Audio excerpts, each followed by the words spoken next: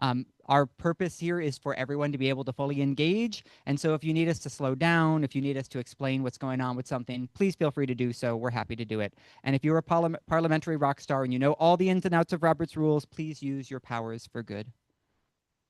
And then just a couple of common ones that you might see, so you have them in your back pocket. If you think that we're not following the rules of something, you can use a point of order and say, point of order, we need to vote on that first. Point of order, we need to do such and such first. A point of information is when you need to ask a question that's relevant to the topic that we are discussing. And then point of privilege is if you need some sort of adjustment so that you can engage fully. So for example, if the microphone is not working very well, you can't hear something, or you need us to not close a vote because you haven't been able to get your vote in, all those types of things, you can use point of privilege. Okay, oh, we've got more people in the waiting room. Let me just admit everyone. Okay. And I'm gonna stop this screen share. Maybe. There we go.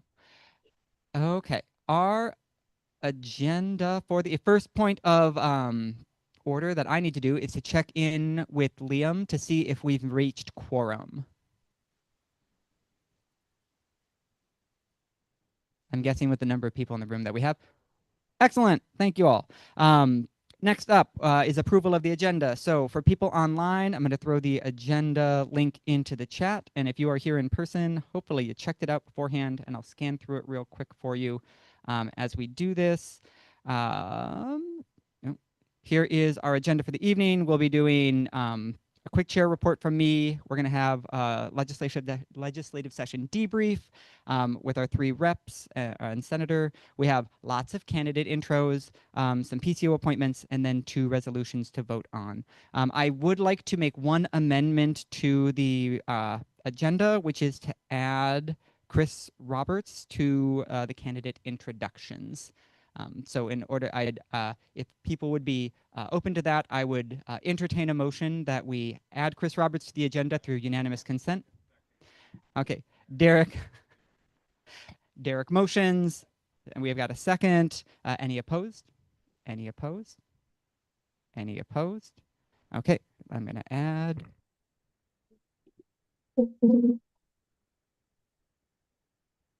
And I immediately regret that decision. I will add Chris Roberts to it to the agenda. Then, oh, this is not working. Oh, work. Thank you. So then I would entertain a motion to approve this agenda through unanimous consent. Moved by Bryce. I need a second by Derek. Any opposed? Any opposed? Any opposed? Thank you all. Agenda is approved. Next up, we've got the minutes from March. I'm going to throw these into the chat for people who are online. For everyone else, you can take a look at them right here. Do a quick scroll through. These are our minutes for the March 10th meeting that we had in this room.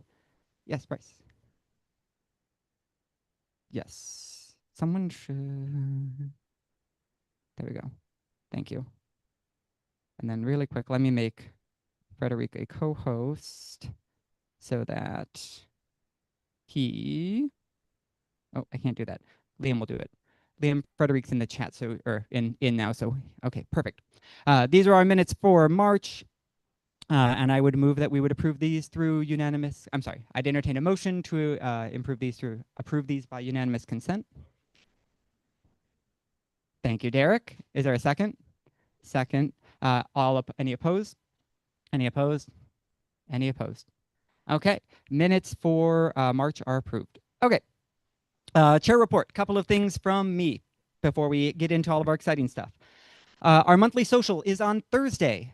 It is at George and Dragon Pub over in Fremont. We are going to do some trivia. So if you would like to come and participate, we're going to take everyone who shows up and divvy you all up into teams and try to have at least, one of the 43rd teams needs to win the trivia to maintain our reputation, or I guess start a reputation.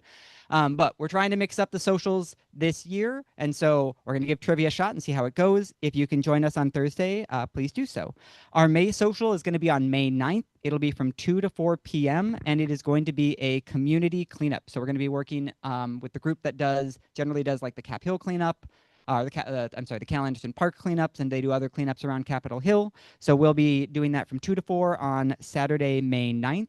And the specific meetup address is in that weekly email that you get from me every single Sunday. We're not going to have a May meeting because instead in May we do Ballots and Bubbly. We actually just I think we just landed our location and our date today, so it's going to be on May 18th from 7 to 9:30. We will have details coming soon. We'll hopefully have that RSVP link ready to go for the Sunday email. So keep an eye out for that. And Sunday we'll start taking in the RSVPs to get Ballots and Bubbly going. This is the place to come and get to meet with all of the candidates and engage with them and have small group conversations. It is also where we'll do our impromptu straw poll, and it is our big fundraiser for the year. So please come to both like meet the candidates and also help us make sure that we have enough money to pay for all of our tech bills. Woo! Also excited to announce that we have landed a Pride event. We've done Pride events in the past, haven't done them for the past couple of years. We're going to be working with the Queer Power Alliance, Gender Justice League, Traction, and a few other amazing local LGBTQIA+ groups to host a Pride brunch from 11 to 2 on June 14th. We are very close to having the tickets for that ready to go. There will be a no barriers ticket and then a recommended amount for the ticket. Our own Nicole Macri is going to be one of the speakers there. And we're really excited to bring together a whole bunch of different amazing community groups and highlight them, while also bringing in some different local artists for entertainment and mix it up with some of our amazing politicians to really both celebrate being the heart of the LGBTQIA+ community and really reinforcing the need for us to have political power to fight for the expansion and maintenance of our rights. And then also mark your calendars for June 16th, which will be our endorsement meeting. That will be an online only meeting. We're not going to do that one hybrid because it involves so much voting. And so that one will be online only, June 16th. It will be a little bit later in the process, which is why it's really great to come to Ballots and Bubbly and get to meet all the candidates and figure out who you might want to vote for beforehand. And then on June 16th, we'll do our endorsement. For board recruitment, we still have one open position for the KC Dems alternate. So this is the alternate for going to being our representative to the King County Democrats. This is really kind of a flex position on our board. Anyone who is interested in seeing what it's like to be on the board without having to really commit to too much, this is a great position for you. So if you're interested, let me know. Happy to talk to you about it. Happy to let you come to one of our executive committee meetings and see what it's like, and if you have any interest in it. And then finally, we just wanted to let you know that working with our comms chair, Hannah, we have built out a comms rapid response protocol. And this exists so that when things come up, we have clear guidance about when we as the 43rd are going to communicate about something and when we are not. Because we're an all-volunteer organization, it can be a lot for us to all jump in and make things happen. And so we wanted to be very clear. Mostly what we wanted to show you all here is the reviewing the qualification that we're going to use. Let me make this a little bit bigger so everyone can read it on here. So we have to answer the following questions if we're going to do rapid communication. One, can we point to something in our platform or a resolution that we have passed that empowers us to do it? So we are a member-driven organization. If you all have not voted and said this is something that we support, then we are not going to step in to comment on it. The second is this something that needs immediate action? Or is it something that can wait until the next executive team meeting or the next general meeting so that we can get more input from more people? We would always rather do that, but if it needs immediate action, our third question is there a specific local action that we can call on our members to take and the community to take in response to this? If there's not a specific action, then we're not going to engage. And then the fourth is, are there other organizations that we're aligned with or other elected officials, potentially one of our own, that are already communicating about this, at which point we will amplify their communication rather than creating our own. So just wanted to give you all some clarity about that process. And thank you to Hannah for helping to put that together. Okay, enough of me talking on and on. Look at that, 1 minute to spare. We're now going to shift over to our legislative session debrief and Q&A. So I'm going to welcome up Representative Macri and Representative Scott, and I believe we have Representative Peterson here online. Let me stop my screen share and spotlight him. There we go. Okay, and if you two want to just grab these two chairs over here, you can feel, or yeah, you can stand. And then this is kind of, yeah, we've got the camera set up so that you all can be here, and then Jamie will be right next to you. Yeah, perfect. Okay. And then Jamie, do you want to test real quick if we can hear you? Can you hear me?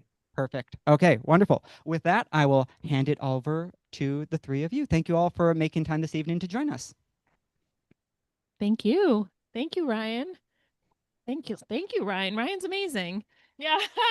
Thank you for chairing the 43rd Legislative District Dems. Hi, everyone. I am Nicole Macrae, she, her pronouns, and I am your state representative, one of two state reps in the House. And we just came off a fairly intense 60-day legislative session where we had, I would say, some pretty good wins, some surprising wins, going into session with a lot of challenges facing us, including and especially a very hostile federal government that has put residents of this state at great risk, particularly vulnerable community members. And has shifted a tremendous amount of costs, particularly for essential safety net programs onto states, while simultaneously drastically cutting support services to the most vulnerable folks across the country. And so we had a lot of work to do, and we really, again, as we were last session, in very much a protect and defend posture. And we were able to push back against some of these egregious federal actions, both through policies that we passed, as well as investments in our state budgets to mitigate the harm from the federal government. We passed a number of policies, in particular, to protect immigrant residents of our state, to limit some of the horrific things that ICE could do here in Washington state. We passed, and not only do we have a federal president who is hostile to people of this country, and congressional Republicans who are really trying to unwind not only our democracy but our safety net for folks, but we have a hostile United States Supreme Court as well. And so we that is actively seeking to unwind the Voting Rights Act, and we passed an access to democracy package of legislation to protect against discriminatory actions in voting that the federal government is and the Supreme Court are allowing to occur, or that may happen with this next round of Supreme Court decisions that are going to come out later this year. I am vice chair of the Appropriations Committee, and I serve on the Healthcare Committee. So I work a lot on health policy, and I work a lot on our state operating budget. And we were able to avoid some of the worst cuts in the budget proposal that Governor Ferguson had submitted to the legislature for consideration. And I'm really proud of that. We did not, this is not a cuts-free budget. There were cuts in the budget, but both through some great revenue policy, including a great bill from Rep. Scott that I'm sure he'll talk about, and closing some loopholes in our tax code. We were able to protect services, including Apple Health, protect our investments in housing, and respond to some of the negative stuff from the federal government. I'm really proud that we really significantly avoided major deep cuts to higher education that the governor had proposed, and we were able to maintain those healthcare and social safety net investments that we had.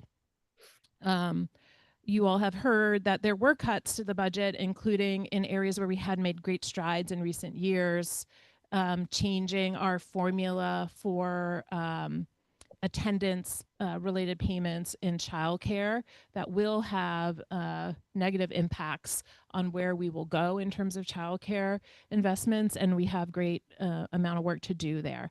The big news of the session is the millionaires tax. I think probably both Senator Peterson and Rep. Scott have a lot to say about that. You know, we had a 25-hour continuous debate in the House on that bill. Republicans had offered 80 amendments to try to break our spirit on that, and they just energized us. It was a very lively debate, and we were really grateful to see it pass and pass in a stronger form out of the House than it had been passed to us in this from the Senate. And that, of course, is step one as we now move to the next steps, which are protecting the millionaires tax from both legal challenges and ballot challenges. You all are going to have an opportunity to play really important roles in engaging and protecting that policy that we passed out of the legislature, particularly if and when a ballot challenge to the millionaires tax occurs, which we do expect will happen. I am glad to take questions. I know we only have a few minutes for this on the agenda because we have lots of candidates here tonight. So I'm going to pass it over to Rep. Scott to say a few words. And it's really just great to see you all.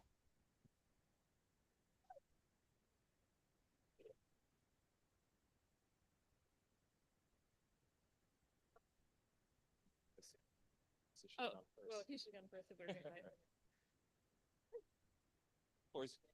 Floor is yours, Senator Peterson. Sorry, go ahead. I'm happy to go last.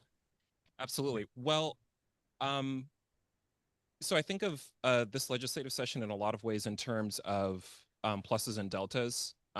Some great progress that I think was made on a number of fronts. I think that the achievement of an income tax in Washington State was a substantial one. I think that we should also be thinking in really, really clear terms about what that's going to mean for us in the short, medium, and long term. The fact of the matter is that we are still going to be facing a significant budgetary shortfall that has already been estimated to be something like $800 million in the coming year. We also are going to be faced with, as Representative Macri eloquently put it, a number of divestments that the federal government has hoisted onto Washington State that are going to impact everything from healthcare to higher education to cash assistance and food assistance programs in our state.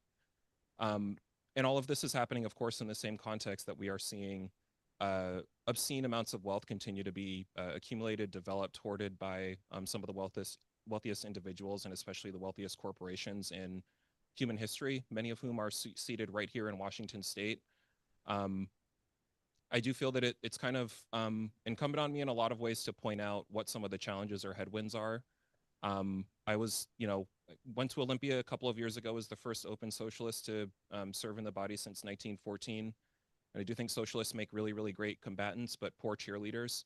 I think that it's really important that we sort of call attention to the ways that we're going to have to be really serious about taxing corporate wealth in the coming years. And that's going to be a formula that will include not only new revenue proposals, but also trying to close some tax loopholes that some pretty wealthy financial institutions, businesses have come to enjoy over the years.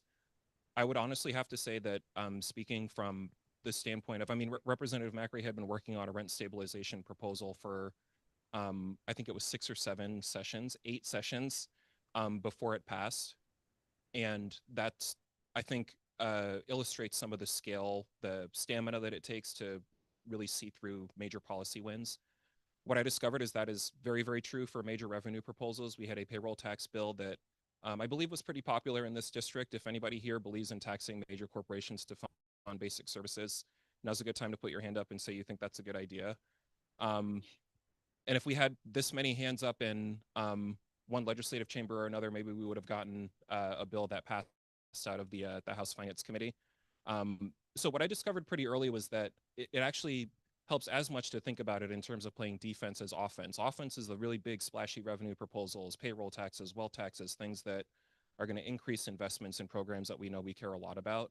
The other side of that is defense, closing tax loopholes that people should not be able to enjoy. And the state of Washington actually foregoes much more revenue than it collects, meaning you can actually do a lot more or equally constructive work in closing some of those tax breaks. Last year, was happy to champion a bill that closed a tax break or a fee loophole on the document recording fee that's going to raise $65 million for low-income housing in this state. This year kind of doubled back on that work and looked at a tax break that major financial institutions enjoyed that was costing the state something like $65 million every 2 years. We took those funds and directed them towards the Wildfire Alleviation Support Act. I'm a big oxygen guy, so that was something that we were happy to see passed and making sure that we're protecting our forests and clean air. And I also, look at the fact that the income tax proposal that came over to us from the Senate and all the great work that was done in that chamber, it contained a pretty massive corporate tax break to the tune of $550 million. And it took about 13 or 14 of us in the State House of Reps to say that that was something that we did not think that the state could frankly afford, especially while we were talking about really deep reductions to childcare, threatened cuts to higher education, threatened cuts to health services for asylees that, thanks to the great work of Rep. Macri and others on our House budget team, were able to be avoided. But these are, the state government, I think, and I'll end on this point. I do think that state government, in a lot of ways, tends to fly a little bit under the radar in our discourse about politics. A lot of attention goes towards city council because many of them are, members of an elected body that we can see at the supermarket and shout at if we, disagree with what they're doing. The federal level is obviously something that we should all be paying a lot of attention to in the ways that's going to impact us. The state legislature, you really can't name an area of public life that the state legislature does not touch, from higher ed to early learning to childcare, K-12 schools, public defense. These are all environmental concerns. I mean, these are all issues that we can invest in with enough collective action, and they are also issues that we can divest from if we give our legislative affairs over to the major corporations that have spent $2 million in the last year lobbying the legislature and twisting arms to get the policy outcomes they'd prefer to see. So look forward to a really robust discussion. And Senator Peterson, the floor is officially yours. All right, thank you very much. And apologies to everyone for not being able to be there. I'm on spring break with my kids in DC, but happy to be able to participate in a hybrid way. My caucus really came to Olympia this last year with three main objectives. Number one, as Representative Macri discussed, was to try to protect people from the Trump administration to the maximum extent possible. A lot of our work was about ICE and banning masking, banning ICE from sensitive places, trying to make sure that we had whatever controls we were legally allowed to impose in place at the state level so that we would avoid the kinds of abuses that we have seen in Minneapolis and that we saw during the course of the session. Second category was around elections and trying to protect our election system. We passed a bill, for example, that gives cover for the Secretary of State to, in his decision not to share election records of our state's voters with the federal government. And then another fantastic bill that formalizes the West Coast Health Alliance and makes sure that Washington, Oregon, California, and Hawaii can continue to use science in terms of formulating vaccine recommendations for the people who live here. So that battle with the federal government was a major theme for us in the session. And I have to say, I just thought of this over and over again. I can't believe we're in a position where we have to defend our citizens from their federal government, but that's where we found ourselves.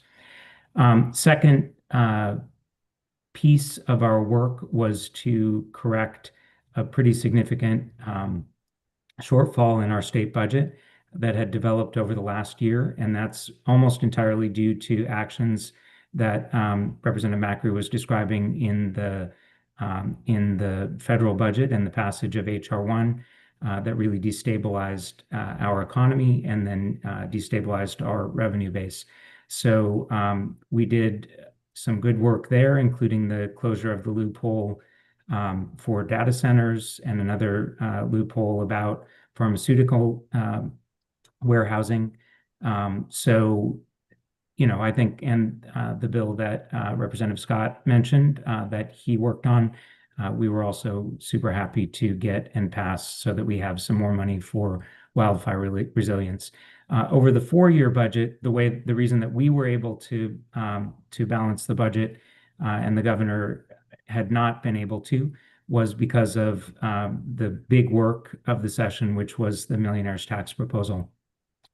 And that I was very proud to work on that. That was a complicated piece of negotiation. I had come into session along with House leadership wanting to devote a significant portion of it to tax reform, not just tax increases.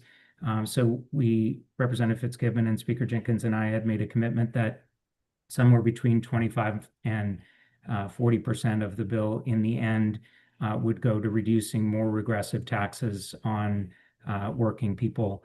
And the final bill, as it came out of the House and was concurred in by the Senate, had that percentage at about 30%. I think it's fair to say that nobody loved everything that was in the bill. I had wanted a significant chunk of the reductions to be in the form of property taxes and didn't get any love for that idea from the House. House leadership was interested in reducing or ending early the surcharge on big businesses. And then neither of those things wound up in the bill. And instead, the House Finance Committee ended even earlier the sales tax on services that we had started this last year.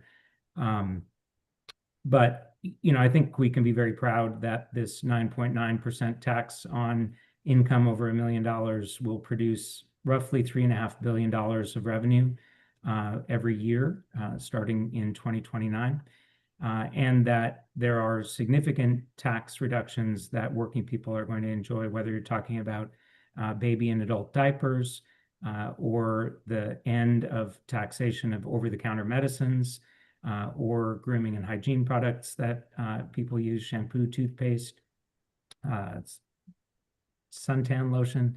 All of those things will now be without taxes. We had a dramatic expansion of the working families tax credit, and the largest decrease in small business taxes in our state history as a result of the bill.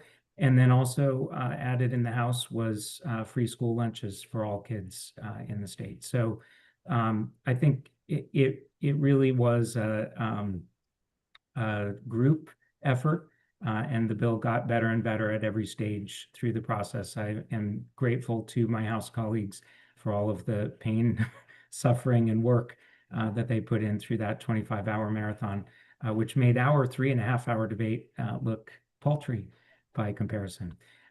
Two big things left in the process, which are the ballot fight and the court fight, and both of those appear to be underway. So looking forward to working with all of you to be successful in that, and to sort of open the door for a whole new set of conversations that we'll be able to have in the legislature in the years to come. So thank you all, and happy to answer any questions.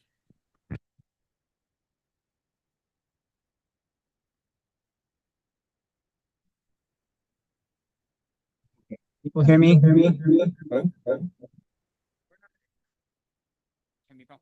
Okay, we've got about 7 or 8 minutes for questions. So if anyone in the room would like to ask a question, you can raise your hand. And then if anyone online would like to answer a question, just use the raise hand feature, and we'll try to alternate back and forth.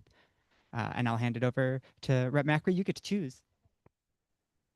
Your hand was the first one I saw.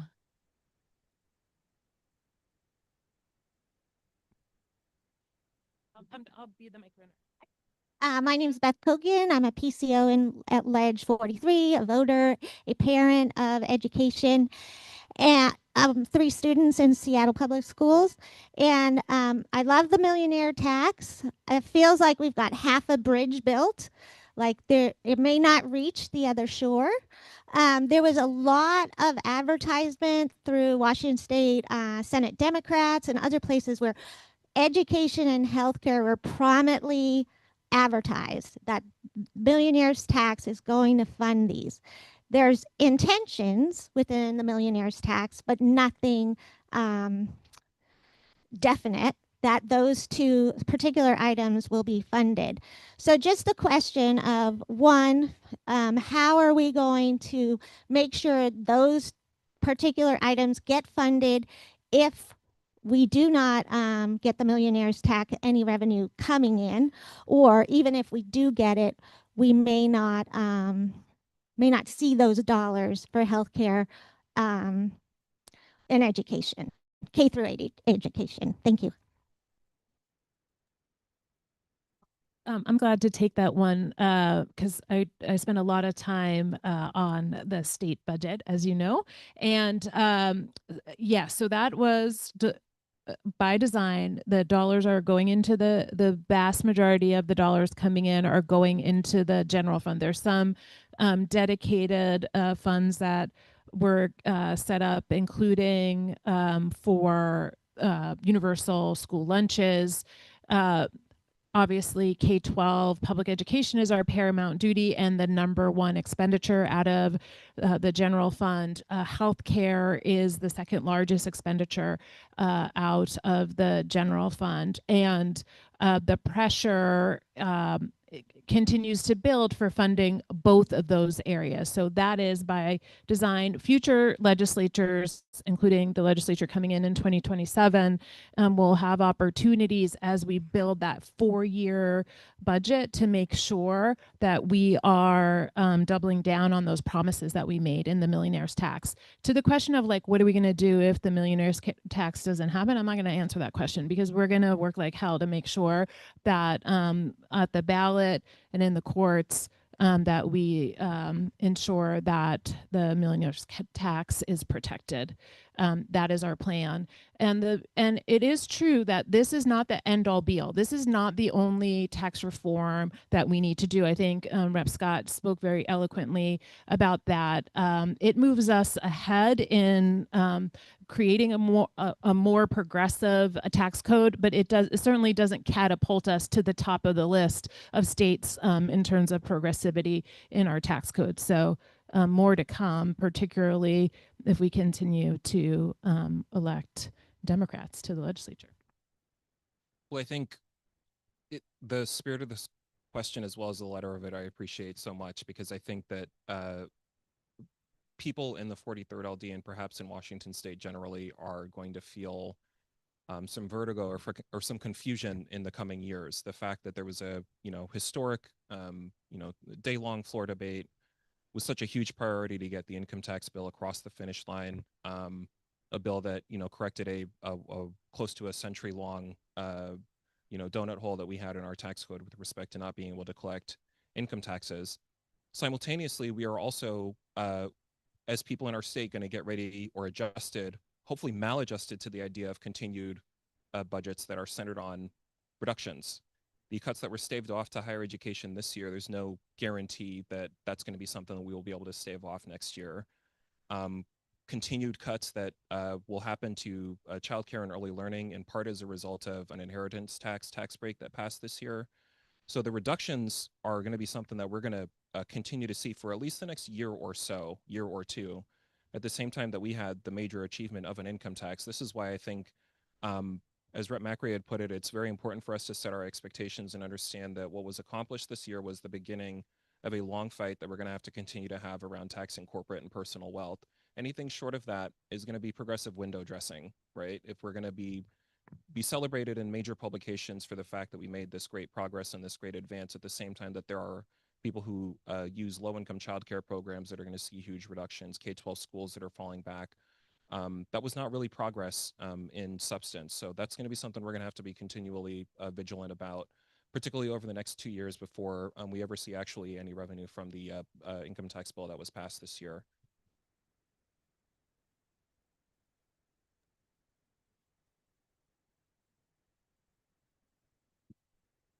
Ryan, online. But does Senator Peterson have a thought for that, though? That I'm just curious of what he thinks about the budget question and tax question. Sorry if I'm interrupting. You don't have to answer that if it breaks protocol or something. No, it's fine. Let me say a couple things. Number one of the reasons that we preferred to have the money go into the general fund rather than into the Education Legacy Trust Fund, for example, which would be dedicated to higher ed and K-12 and early learning, is that by putting it in the general fund, we actually increase the capital budget, which pays for school construction. And $3.5 billion a year into the general fund is a material increase in the capital budget and material increase in the amount of state resources that we have available. I think the other thing that I would add is that, and to Beth's question, really the thing that folks will need to do is be very vocal, advocating for priorities as we go into the next process. To make sure that if K-12 is your most important priority, that you are holding legislators' feet to the fire to make sure that we have adequate funding for public schools in the budget. And then I guess the last thing that I'll say is I don't want people to feel like we have no plan. The House also passed legislation around a one-time bridge that we hope will get us to April 2029 when the first revenue comes in from the millionaire's tax. And that involves the law enforcement and firefighters one pension fund, which taxpayers over time have dramatically overinvested in, so that we have something in the neighborhood of $3 billion of surplus money built up in savings there.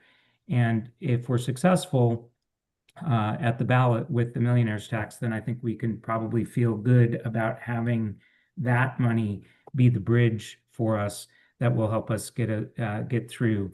And I'm going to be very careful because I think people are watching closely what we say about future plans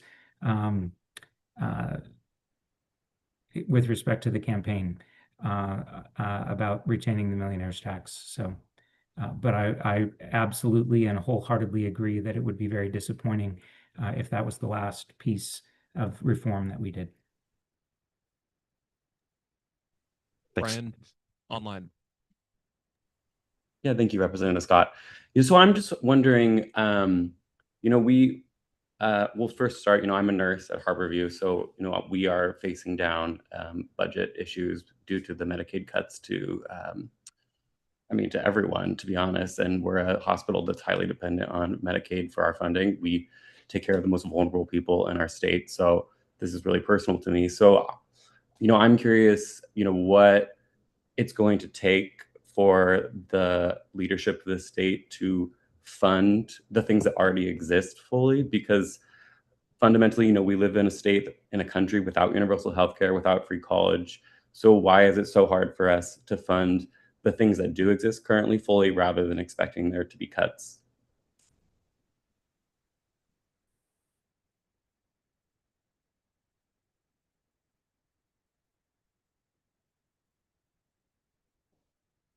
So Ryan, I work a lot on healthcare budgeting, and so there's two sides to the story in healthcare. One is that healthcare inflation far outpaces general inflation. And so I've worked a lot on healthcare system affordability because we got to slow that pace of inflation. We have to do a lot in addition to that, including your partners in healthcare outside of the UW system that are already beginning to find ways to avoid serving Medicaid patients because they're looking for more lucrative pathways to finance their hospital system. So there's a lot to do both on in the health delivery system to manage expense and make sure the most vulnerable patients are being served. And then, as you are saying, how are we protecting the resources that go into that, both direct government coverage, including Medicaid, as well as public employee insurance, and doing other things. We had a probably not a high profile bill here in the 43rd, but in the health policy world was fairly high profile around this essentially arbitrage program at the federal level called the 340B prescription drug program that was quite controversial. It elicited, I think, like 80 different pharma lobbyists coming out of the woodwork to try to fight it. It was a high priority for the University of Washington because our safety net hospitals, our community clinics, our rural hospitals all depend on this federal program to provide enhanced payment rates for prescription medications. And so we were able to get that through. I think it saves the UW about $85 million in revenue for their hospital systems, including and especially Harborview, which makes the most use of that program because they're serving the greatest number of Medicaid patients in the region. But to your bigger point, yeah, we've got to push towards universal health care. I was actually quite disappointed. The Senate sent us a universal health care framework bill, and our chair in healthcare refused to hear it, despite my pleading that we hear that bill. And so more organizing is needed to move this legislation. Often through legislative session, I'm reminded that the 43rd district and every individual district only makes up 2% of the population of the state. And so while things feel very urgent and important to me because I'm hearing a lot from constituents, there are other folks in key leadership positions who may not feel as compelled. And so we got to do more statewide organizing around some of these issues. So a lot to do on the healthcare front, but making sure that people have access to healthcare, particularly the most vulnerable people, is like one of my top priorities. I've actually spent my entire adult life on that issue. So thank you for the amazing work that you do at Harborview.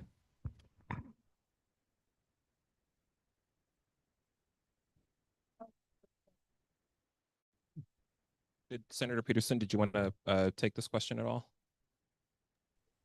No, I'll just second what Representative Macri said. So we at the federal level in this country have a hallmark social safety net program in Medicaid, Medicare. Social Security has been funded for many years as well by payroll taxes in the United States. I believed late last year that part of the reason why the proposal for a payroll tax in Washington state would accomplish at the state level a similar amount of good as those federal programs was because the idea that taxing major corporations is not only immensely popular, but it has been a time-tested way of investing in and funding programs that we all rely on. That is not a proposal that would be subject to a successful legal challenge any more than the payroll tax that has funded Social Security would be subject to a successful legal challenge, seeing as though it's been around for almost 100 years at this stage. And I wanted to just bring this up because the question was really just around what some of the obstacles were around funding some of these programs. And I do believe that you can sometimes learn as much from an effort that falls short as one that is successful. In this particular case, what I had ended up seeing was that the corporate lobby in Olympia is quite entrenched, very popular, very vocal. They can move very, very swiftly with great mass and speak in very articulate terms about why the end of the world would commence if Washington state taxed the largest 1% of corporations. And those were talking points that proved, I think, ultimately pretty successful. And it's part of the reason why we're going to have continued conversations and uphill organizing struggle around this issue.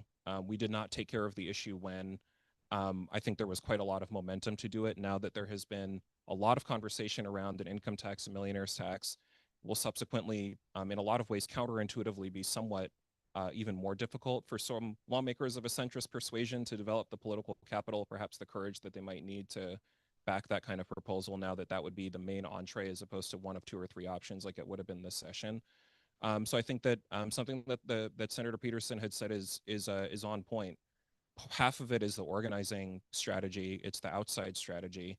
But it's also about, lawmakers recognizing that they represent a Democratic majority in Washington state. And I do not believe that any of us expected to see austerity imperatives from, Democrats who control all three branches of government or phases of government, levels of government in our state.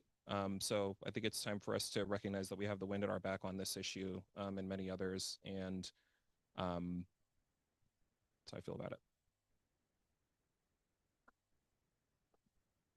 Awesome. And unfortunately, that is all the time we have. Can we please hear it again for Senator Peterson, Representative Macri, and Representative Scott? Thank you all so much for taking the time to come in and chatting with us. Okay, now we're going to go into so many candidate introductions. I hope you all are excited. Here's how they're going to go. We are going to we're going to go down in the list, and unfortunately for me, Zoom got rid of our little timer thing. So I'm going to have a timer on my phone. I hope you're all excited by that. Candidates are going to give 2 minutes to introduce themselves. When they hear my timer go off, please wrap up whatever sentence you're on. And then we're going to take one question for each candidate. I know that's not a ton. I think of this as your opportunity to like get to know a little bit and then come to Ballots and Bubbly and have deeper conversations with many of these candidates to learn more about where they stand on things. So it'll be 2 minutes and then one question, and we'll kind of work our way down. Our first candidate, and we're going to be alternating, or where there's going to be some in person, some online, so apologies as we transition between the two. First up, we've got Hannah. And Ryan, just to say, I think I can run the timer from Zoom here. You can? If you want me to. I think Ooh, so. yes. We'll Please try. do, Frederic. And then you can show me why I've lost access to it. Sure. It used to have a little timer. Okay, cool. Where is Hannah? Come on up. You can come over here.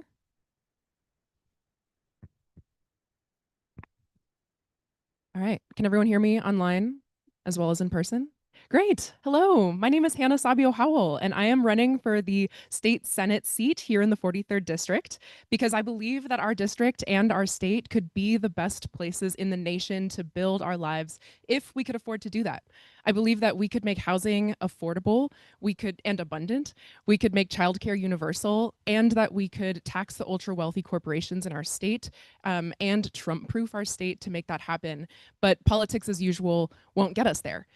The moment that we're in demands fighters ready to meet the moment, who will go to the mat for our vision of an affordable future that we can all flourish in. And that's why I'm jumping into this race. I come out of the labor movement. For the last 3 years, I have been the communications director at Working Washington, organizing alongside underpaid workers in disenfranchised industries, working to raise wages, improve labor standards, and secure the right to enforce those standards. Shoulder to shoulder alongside workers, we have gone toe to toe to win big fights against multi-billion-dollar tech industry corporations to defend gig workers' right to minimum pay here in Seattle, to win landmark bedrock protections with domestic workers, and to redefine what fair and dignified workplaces look like in the agricultural and restaurant industries. And thank you. Thank you. Prior to my work at Working Washington, I also was a legislative aide in the House of Representatives and a communications specialist in the Washington State Senate Democratic Caucus, where my job was about ensuring that everyday people understood how to shape and engage with legislative outcomes that are meant to serve us. I worked for the prime sponsors of policy to win a fair economy like the capital gains tax, to expand postpartum Medicaid for new parents, and to win on climate justice policy and more. And I think that is my time, so I'm very excited to talk to you.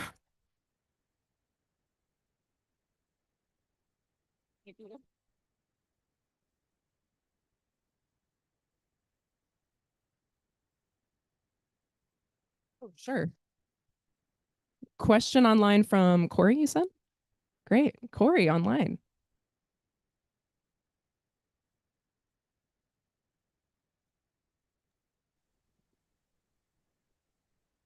Oh. We can't hear you, Corey.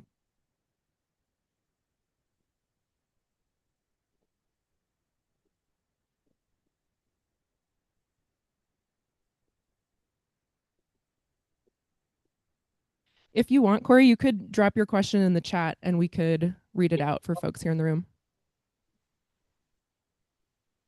I heard a little bit just now. Okay.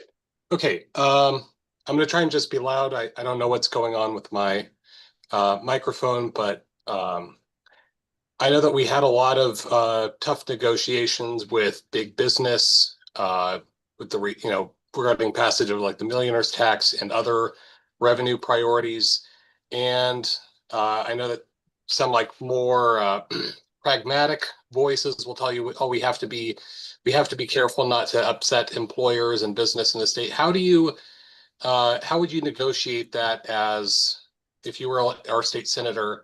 Um, versus like the progressive priorities that you'd like to enact?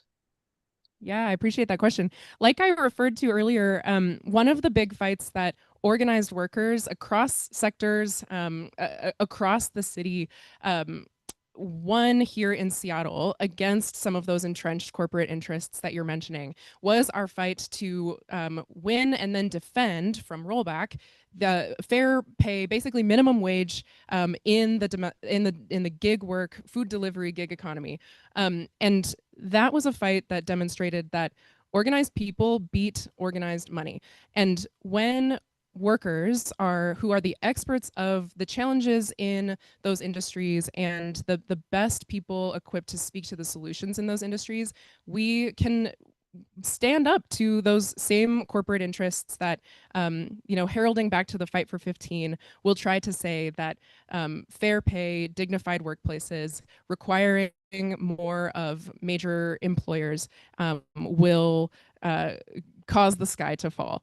But 10 years post the fight for 15, here in Seattle, but across the state, where that fight was homegrown, we know that our economy is actually more resilient and more strong and more robust now. There's still a lot to do to continue to ensure that minimum wage workers can afford lives here in our state. And that is in part why I'm running. So being a fighter that we can trust to throw down with workers and against corporate interests that will not necessarily negotiate in good faith or will bluff about what corporations can be asked to do is a really important part of why I'm running and the work that I have been a part of for many years.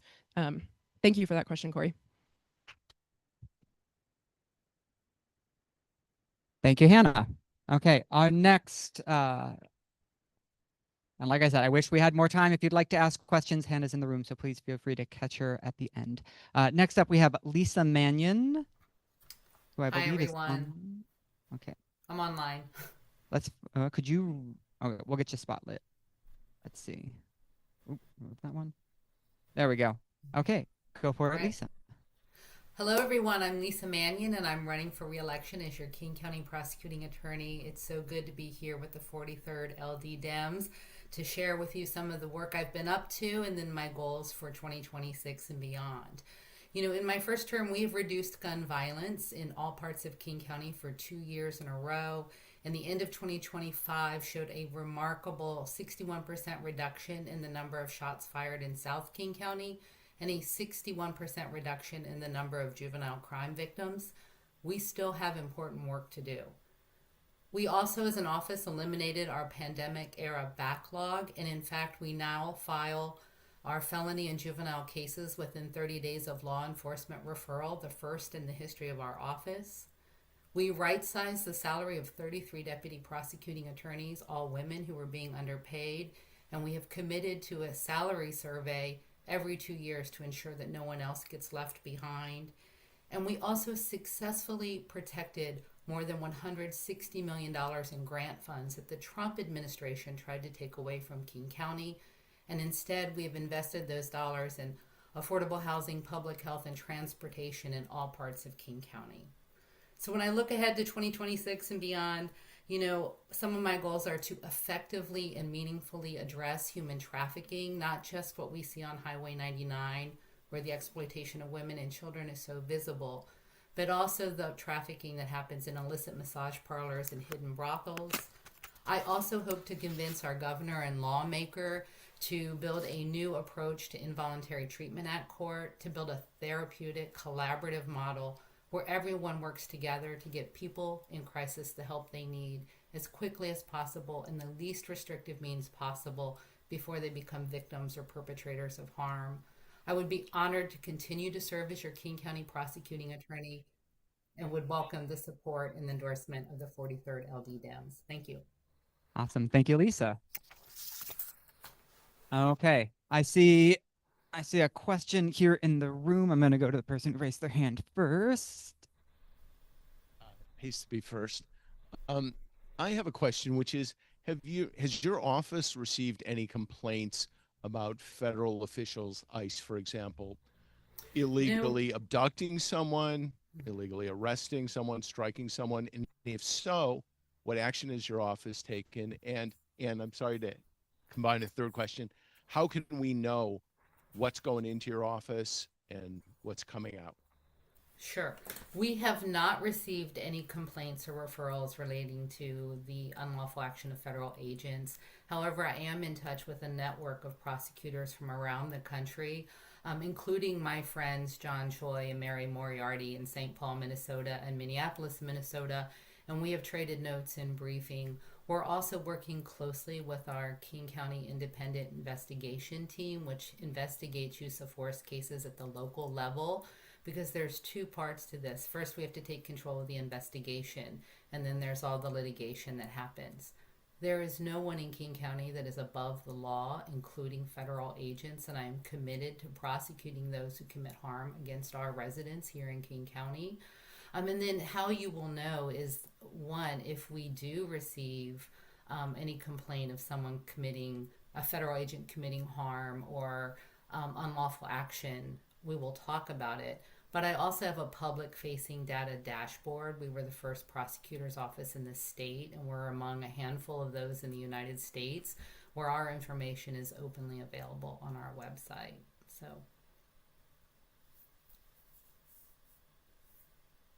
Thank you so much, Lisa. Thank you. Okay, next up we have Senator Saldana. I believe it's also online. Oh, no, in person. How did I miss that? Okay, I'll hand the microphone over to you.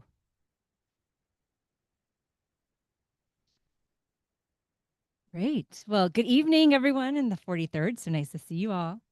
I'm currently the state senator of the 37th Legislative District, but I'm here before you because I'm running for King County Council, District 2. And first of all, I just want to say it's been a huge honor for over the decade to be able to serve in the Washington State Senate and the last 2 years as the chair of Labor and Commerce. In that time, we've taxed the ultra-rich, we've made historic investments in housing and childcare, and we've strengthened our democracy with the Voting Rights Act, which I was the prime sponsor of. But in this moment, as we face the second year of a second administration of Trump, and my kids are no longer 3 and 6, they're 13 and 16 and organizing walkouts, I'm reflecting on my own journey and what got me here. My dad, as a toddler, came across the border from Mexico fleeing violence. They were undocumented farm workers. And after the harvest, they would be rounded up behind barbed wire and loaded up in cattle trucks and cattle cars and sent back across that border. It was as a teenager that he followed the crops up to Oregon and found for the first time an opportunities here. And it was a union job in Delridge in Georgetown that he was able to create an opportunity and create the pillar that he is today for my family. It is what led me to be a union organizer with the farm workers and the janitors. It's what led me to become the executive director of Puget Sound Sage, where what we worked on was worker policies. It was creating an equitable development strategy around transportation investments. It was about making sure that environmental justice and racial justice is at the center of every policy at every level of government. And that's what sent me to the state Senate. And it's what's sending me here back now to be closer to my communities, to make sure that county council is able to implement a lot of work that you can find on my website. But thanks so much.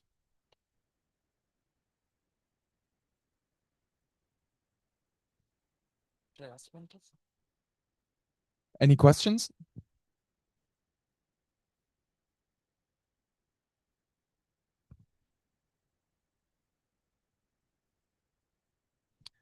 Hello. Very excited for you to be in this race. I'm curious. I know that the county has some challenges around figuring out how it's going to address some funding issues that are partially caused by losing revenue because of this whole change and restructuring of our tax code. Wondering how to address those, and particularly looking at housing investments, looking at things like investing and making sure that our continuum of care funds, like our continuum of care program, stays strong, so that we're not losing a lot of affordable housing units, and we can continue to invest in new and innovative types of housing, like social housing. Oh my God, I said social housing. That's crazy. Yeah, some things I'm wondering from the county level, how you're imagining tackling that.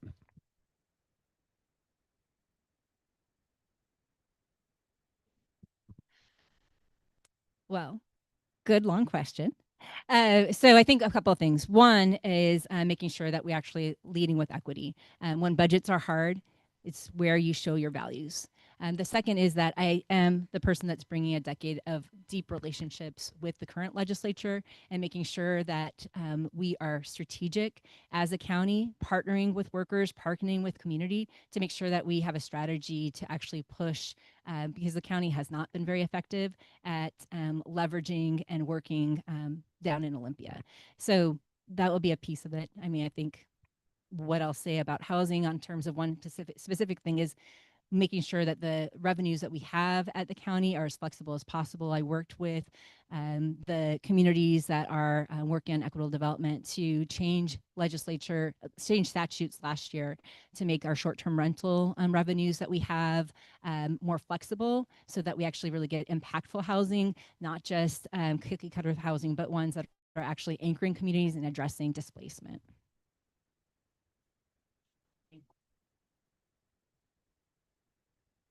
Thank you, Senator Saldana. Next up is Rob.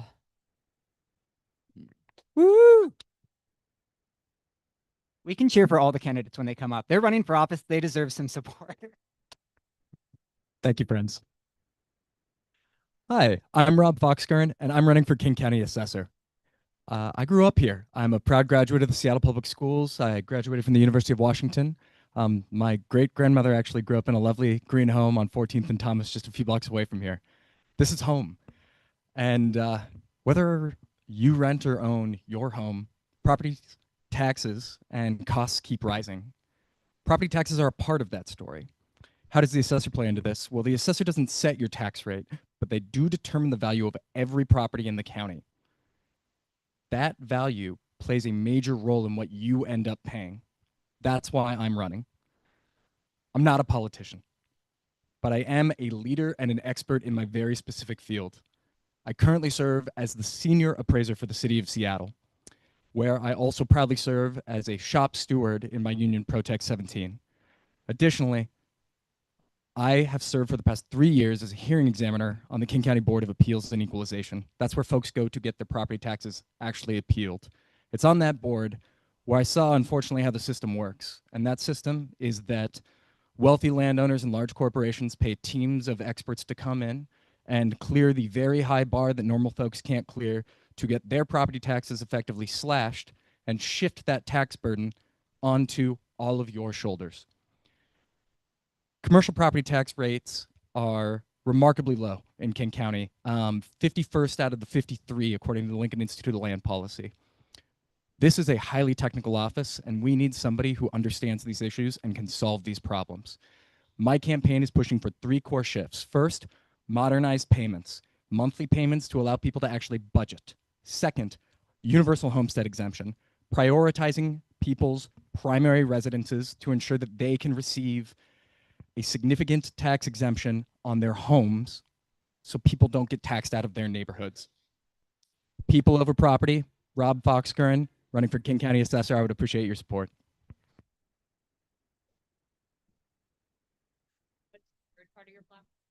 Thank you for asking, Ashley. The third part of my platform is expanding effectively a program that Minnesota has. Minnesota is kind of the gold standard here in property tax reform that is well known and well documented by a number of leading organizations that we've chosen to ignore for generations in this state. Nobody would design our property tax system.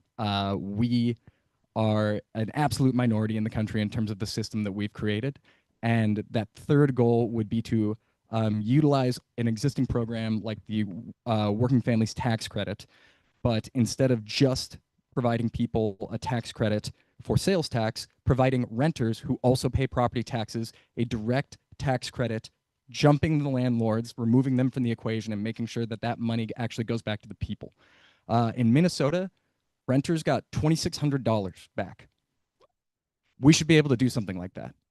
It's a real thing that exists, and we're not doing it, and we should be. And I plan to embrace the bully pulpit of this office to push for that reform down in Olympia and make change here in King County. Thank you, guys.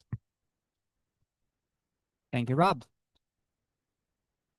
Okay, next on our list is Justice Melody. I believe might be online. Oops, there we go. Can you see and hear me now? We can hear you. I think we're gonna, our online team is finding you so we can spotlight you. There we go. Okay, when you're ready. Hi, everyone. I'm sorry I can't be there in person, but I just come back from a bunch of work travel. And so I'm Colleen Melody, and I currently serve in position 1 on the Washington State Supreme Court. I was appointed in January, and I'm running to retain my seat.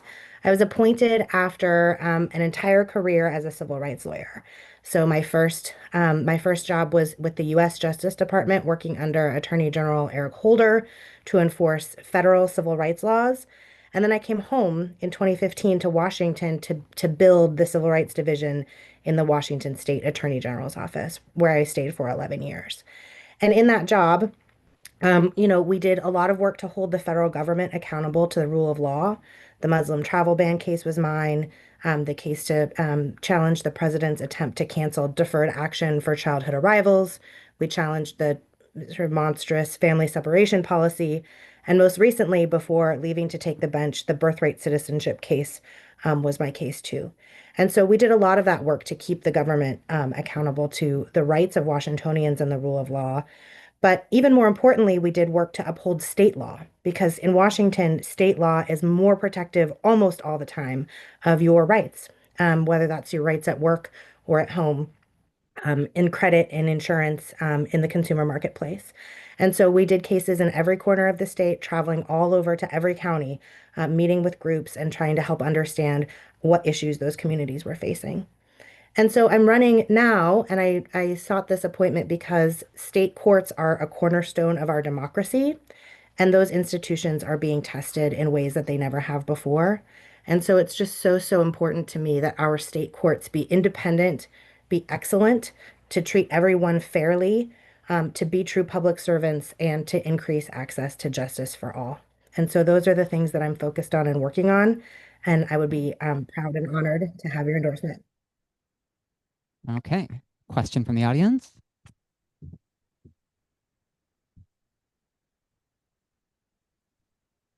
What will be the impact of AI software on the administration of justice, Your Honor?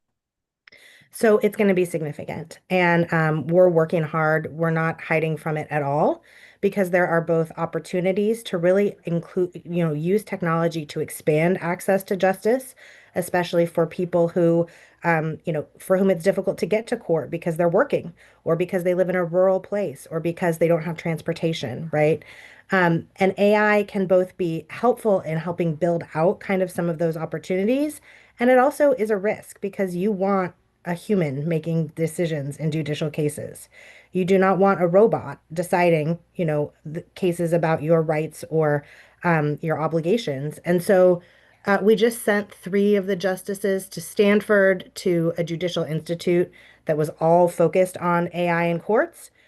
Arizona is doing some very cool things to help make like a YouTube channel that AI creates to help explain court decisions and make them more accessible. They make these little cartoon avatars, and engagement with it is way up among young people. And so those are ideas that I think we are and need to be exploring because it's coming, and we might as well make sure that we're understanding it and using the best use of it that we can. Awesome. Thank you, Justice Melody. Okay. Next up, we have Judge Ian Burke. Hello, can you hear me? We can hear you. Give it just a second to spotlight you. There we go. Wow. Oh, we had you. Oh, there we go again. Okay, when you're ready. Great, thank you. I appreciate the opportunity to be here. I agree that with the rule of law under our attack in our country and with 5 seats on the Washington Supreme Court on the ballot this November, this is a judicial election to pay attention to. My name is Ian Burke. I am one of your appellate judges at the Washington State Court of Appeals, where I have authored over 200 appellate opinions, and I'm running for Supreme Court, position 4, which is an open seat. I'm proud to be endorsed by Justice Mary Yu, Justice Steve Gonzalez, Justice Sal Mangia, the Aerospace Machinists Union, County Executive Zaha Lai, and here in the 43rd, Representative Scott and Senator Peterson, along with elected leaders all across Washington State. I was appointed to the Court of Appeals in 2022 by Governor Inslee and elected later that year. At that court, I've heard hundreds of cases affecting families, workers, small businesses, and communities across the state of Washington. Before that, I was a lawyer for 20 years, representing primarily individuals and small businesses taking on more powerful interests, from insurance denials to workplace discrimination to consumer protection. I was a volunteer lawyer. I worked for more than 10 years with the King County Bar Association Neighborhood Legal Clinics, where I worked with many, many tenants and consumers facing debt issues, including, and with a lot of those tenants, we had to get back damage deposits, for instance, among other problems. I am a product exclusively of Washington Public Schools. I went to University of Washington for both undergrad and law, and more importantly, I'd say I couldn't have got to where I am without this state's investment in public education. Our courts must remain independent. Judges have to decide cases based on fact and law, not politics or pressure, and we will keep our courts accessible to all.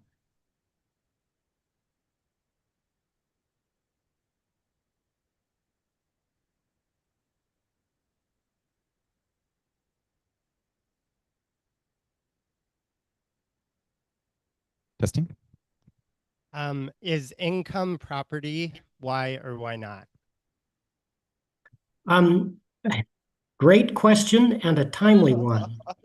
A judge cannot comment on issues that could come before the court. And that's a restriction on every judicial candidate here. And the reason for that is because if I were to give you an opinion today, then if I ended up on the court and say someone who thought that income is property would have a pretty good argument that I had already weighed in on that subject. So I can't give you a direct answer to that question because it would mean I couldn't sit on that case as a justice of the Supreme Court. That will be a fascinating legal case, and I frankly don't think I can comment on what the legal ins and outs of it will be. But I appreciate your interest in a timely issue, and I'd be honored to earn this organization's support. Awesome. Thank you, Judge Birkin. Very, yes, makes total sense. Nice try, Curtis. Thank you so much for coming and introducing yourself to us. Next up, we have Judge Mike Diaz. Right over here.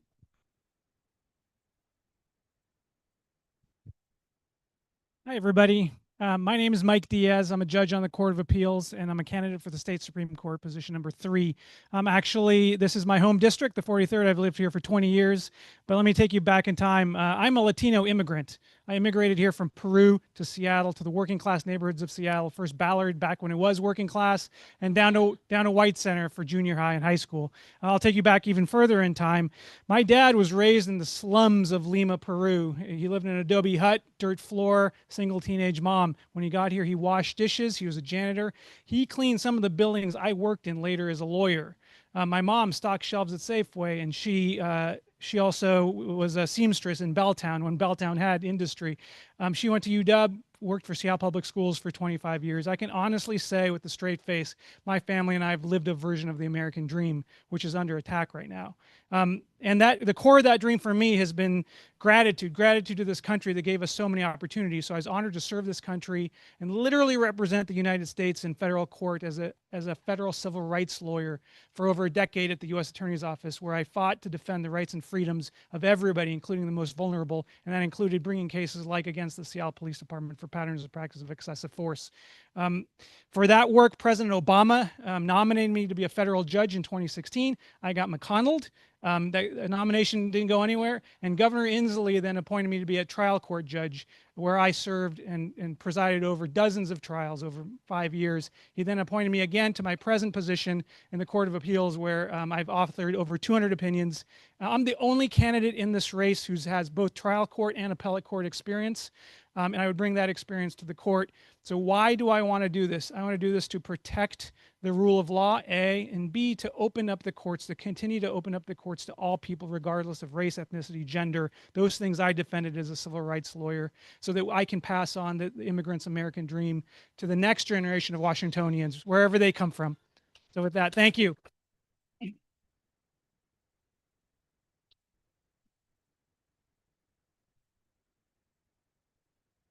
Yes, sir. Ruth Bader Ginsburg, towards the end of her tenure as a justice, was asked by a New York Times reporter, why is it that the Supreme Court seems to grant certiorari, agree to hear cases disproportionately from a few big corporate law firms? And her answer was, well, they have the best lawyers. How would you answer that question?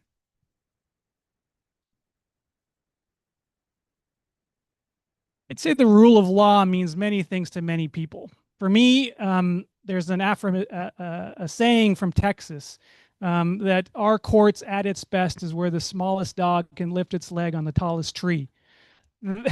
Right?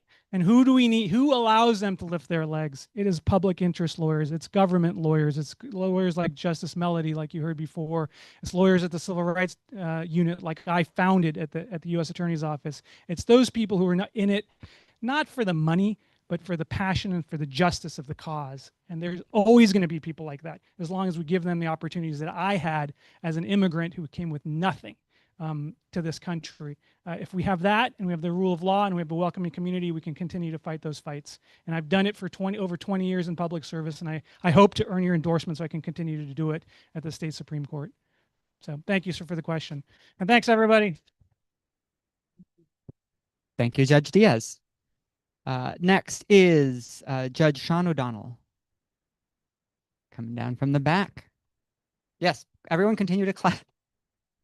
Just keep giving positive energy to all the candidates. Good evening. I'm Sean O'Donnell. I'm a King County Superior Court judge, and I'm running for position 4 on the state Supreme Court. The Oscar music, by the way, intimidates me. I want to get out my list. I've been a public servant for 25 years. I started out, my very first case was a gun violence case involving a 13-year-old and a 15-year-old behind the Shoreline Library. And from there, I have worked on other serious cases. I was one of the lawyers on the Green River Task Force who prosecuted Gary Ridgway. And that was a case where we had to sit around the table and deal with the question of his lawyer coming in and saying, Ridgway will confess to 70 murders, but you have to give up the death penalty. And it was an easy call for all 5 of us around that table to say we have to do this deal. I got involved in cases involving sexual violence against women and human trafficking. Then I became a judge. And as a judge, trial judge here in King County, I've sort of worn all the hats. I've been the chief family law judge, the chief criminal judge, and now I'm the lead judge up at Harborview Medical Center, where I deal with cases every day, the people whose civil liberties are at question because they're a danger to themselves or others. So there was a great question earlier about AI. I've been really invested in this. About 2 years ago, I went to the bar and I said, you don't know what's coming. And I just, I want to share this phrase with you. In my view, AI justice is garbage justice. So we have to ensure on the court that never is there an experience where human judgment is replaced by a machine. I've worked with the bar, I've worked with the judiciary to educate judges. Most judges don't understand what AI is, and most lawyers don't either, but they're using it because it's easy. I believe, the tax case is going to be a big case, but the next 5 to 10 years, the real issue is privacy. How will that impact the law? How will that impact society? That's going to be in front of the Supreme Court. Position 4, I'd love to take your questions. My name's Sean O'Donnell.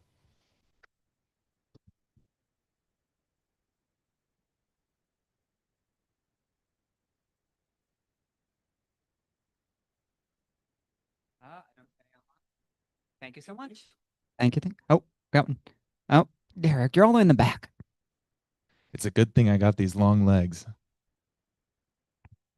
Okay, so how do you evaluate whether or not to overturn a precedent? Like, what is your standard for, okay, this precedent, whatever it is outdated. This is how I evaluate it.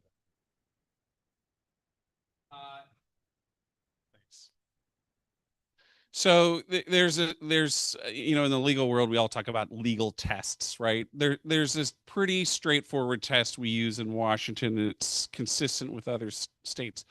Was the prior precedent clearly wrong? So did the court in the past get it clearly wrong? And then the second question is it clear, is that prior decision clearly harmful? So that's just a general way to look at it. Those two tests satisfied, then you're looking at, do we overturn the precedent? And I can give you an example. I know my time here is short, but like there's been a huge change in juvenile justice on what you do with kids who kill. Do you put them in prison for the rest of their lives? Clearly wrong, clearly harmful. And that's a good example of how precedent has been overturned based on that test, both nationally, both in the federal courts and here in Washington State. I hope that answers your question. Thank you, Judge O'Donnell. Next up, we have Catherine Edwards. Hello, I'm in the remote world. Oh, excellent. Okay, we've got you spotlit when you're ready. Thank you so much. Hi, everyone. I'm sorry I couldn't be there in person. It's Seattle Public Schools spring break, so I've just been chasing around my 6-year-old for the past week out of town. But my name is Catherine Edwards, and I am running to be a Seattle Municipal Court judge for position 2. For the past 16 years, I've been a public defender here, serving our community in that role with the King County Department of Public Defense. For the past 8 years, I've been the supervising attorney at the Department of Public Defense in Seattle Municipal Court, which is the court where I am hoping to be a judge. What I have seen and experienced for my 16 years in this work is that most of the people who come into Seattle Municipal Court are there because so many other systems have failed them, whether that's the foster care system, the healthcare system, or the broader weight of poverty, racism, and intergenerational trauma. And there are really no meaningful safety nets catching people before they land in Seattle Municipal Court. So for me, Seattle Municipal Court clearly can't solve all of these problems, but it can be a system that stops making it worse and stops doing more harm.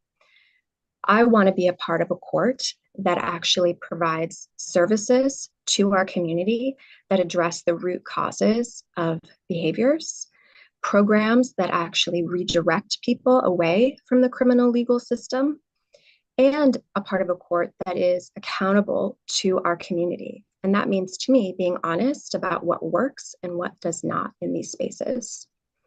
I do believe that my experience for the past 16 years as a public defender representing our most vulnerable members of our communities, from everything ranging from misdemeanors to homicides, to children in foster care, to people being involuntarily committed because of mental health issues, is what equips me to do this work, because I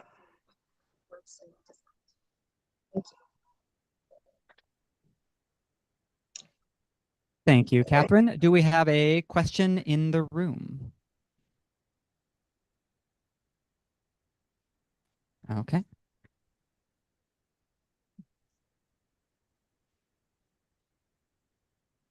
So as a municipal court judge, what actions can you, or municipal judge, what actions can you take to implement those things you were just talking about? Like what power do you have to do that? Absolutely. So I think the power comes in two places. The first is how you exercise discretion. I think what a lot of people don't realize is that municipal court is dealing with misdemeanor cases, not felony cases. And in misdemeanors, there's a wide spectrum of discretion available to a judge in how they release people to the community pretrial and how they sentence people, in how they evaluate what the appropriate situation is in individual cases. They're not constrained like they are in felonies to this Sentencing Reform Act where you have to like follow these specific months based on crimes and whatever. But secondly, it's about what is actually available in the court itself. So for example, when Ann Davidson was the city attorney, she completely dismantled community court, which was a court that was trying to offer services, community connections to people who were charged with nonviolent, largely property or drug-related crimes to help redirect them from the courts. And so as a judge, you have incredible power to sort of support and rehabilitate and bring your sort of support and endorsement of those programs, which has been missing from a lot of judges that have been in Seattle Municipal Court the last few years. Awesome. Thank you so much. And thank you for taking time out of your vacation to come and speak with us. Thank you. Thanks, everyone. Next up, we have Lindsay Calkins. Hi, my name is Lindsay Calkins, and I'm running for Seattle Municipal Court Position 5. I honestly, my kids are also on spring break, and I'm down in Texas with my parents, and I'm a 15-year resident of the 43rd. And whenever I leave the 43rd, I miss it. And I have 3 kids, and they're all in Seattle Public Schools. And I'll give you a quick snapshot of my life and why I got into public service. Number one, I've heard a lot of questions about immigration so far in this meeting. And my first job in the legal field was working at an immigration law firm as a paralegal. And I got to do that because I'm fluent in Spanish. And I got that because I was doing work in Latin America. And so I was doing primarily deportation defense. And so that's an issue that's near and dear to my heart. And at the time, I worked with so many amazing lawyers who were doing incredible work on behalf of the people that I really wanted to go to law school to try to be like that. And since then, I clerked for a judge. I've done primarily work doing criminal appeals and resentencing work for folks who have been incarcerated for a very long time. And trying to figure out the right balance between what people really need and how we can help people be better, which is better for our whole community. Because I prioritize public safety in the 43rd, of course, but I also believe that people, I've heard a lot of questions about affordability, and incarcerating people for even 30 days for a misdemeanor can have a tremendous impact on their ability to pay for other things that they need. And so this is a major issue that's been on my mind. Thank you for your time. Thank you, Lindsay. Do we have a question in the room?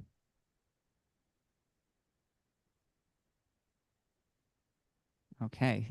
Seeing none, thank you so much, Lindsay, for joining us, and also enjoy your vacation. I need to say that to everyone who's coming off of vacation. Okay, next up, we have Chris Roberts.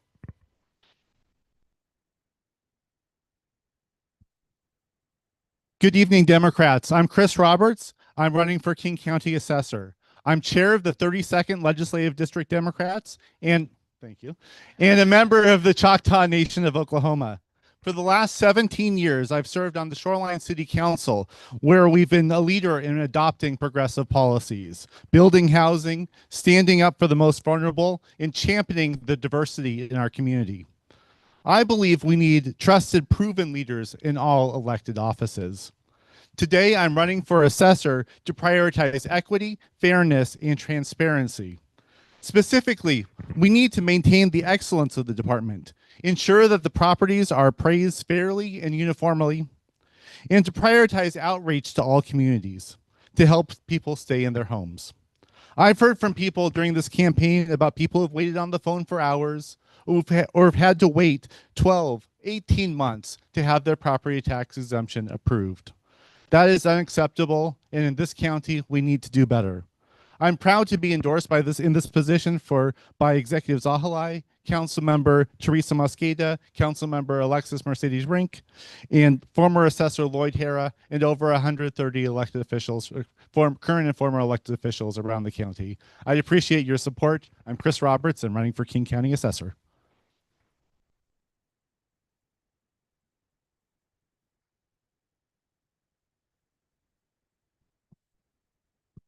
I'm going to run to the first person I saw who's all the way in the back. Concretely, what does improving equity, fairness, and transparency within the assessor's office look like? Now you get to watch me walk all the way back. Yeah. And we're all building our steps, right? Concretely, so if we look at the property tax exemption program, currently, if you look at who's applying for this, it is people in North County and the east side of the county who are applying for the property tax exemption program disproportionately. And so it's important that we develop an outreach program to go into senior centers, to go to union halls, to go to American Legions and other civic organizations, especially in those areas where we know that people are not applying for this program, and being in those communities and bringing the assessor's office into those communities so we can actually help people understand our tax system and also to help fill out these application forms. That's what I can do, and that's what I will do, and that's what I have done on the City Council in Shoreline. Thank you, Chris. Okay, and I've been informed that we also have one more candidate who is on Zoom who was not on the agenda. So I'm going to real quick entertain a motion to amend the agenda to add Justice Angeles to the list of delegate introductions. Would someone like to move that? Okay. Okay, David moves, Bryce seconds. Any opposed? Any opposed? Any opposed? Excellent. Thank you all. Okay, Justice Angeles. Thank you so much, and I appreciate your fixing the mix-up here. I am the newest Supreme Court Justice in Washington. My appointment was announced on March 9th. I'm running in position 5, so just so it's clear, I'm not running against any of the other candidates you heard from tonight. I am proud to have the endorsement of 8 of the 9 current Supreme Court justices and a large and growing number of appeals court and Superior Court justices, as well as the International Association of Machinists and Aerospace Workers, Local 751, 20 Washington senators, including Senator Peterson, and 31 state representatives. Let me tell you a little bit about my background. I am the son of an immigrant father and the grandson of refugees on my mother's side. I became an appellate constitutional and IP lawyer, which is what I've been doing for the last 26 years. I've litigated important civil rights cases, primarily involving immigrants and issues of profound civil rights. So let me just give you one example. A few years ago, ICE picked up an immigrant who was naturalized and became a US citizen while serving in the Army and held him for 7 months in immigration detention. His name is Renison Castillo. I took on his case pro bono. I obtained a $400,000 settlement from ICE and an apology from the Director of Homeland Security. And in response to that case, we received not only a lot of great press and good focus, but that precedent is now being used as a basis for saying that we always need judicial warrants for ICE arrests, and that administrative warrants are not acceptable in any way. They're just not sufficient. So my work in immigration, almost exclusively in the pro bono world, has led to awards from the ACLU, the Northwest Immigrants' Rights Project, and Kids in Need of Defense. And these are some of the most important and critical cases. For me, as a Supreme Court justice, I'm working on trying to remove the barriers that the courts themselves are imposing on people who are trying to have their fair day in court, trying to serve on juries. and trying to obtain a justice system that is fair and balanced for everyone, no matter what community they come from. And I'm also working very hard to try to use technology to give a voice to the voiceless. The sad reality is that most individuals Justice cannot Angela. afford So us. we had 2 minutes. Yep. Thank you so much. But Thank you so much. do have an opportunity for a question. Great. Anyone online, you can use the raise hand feature. I see one in person.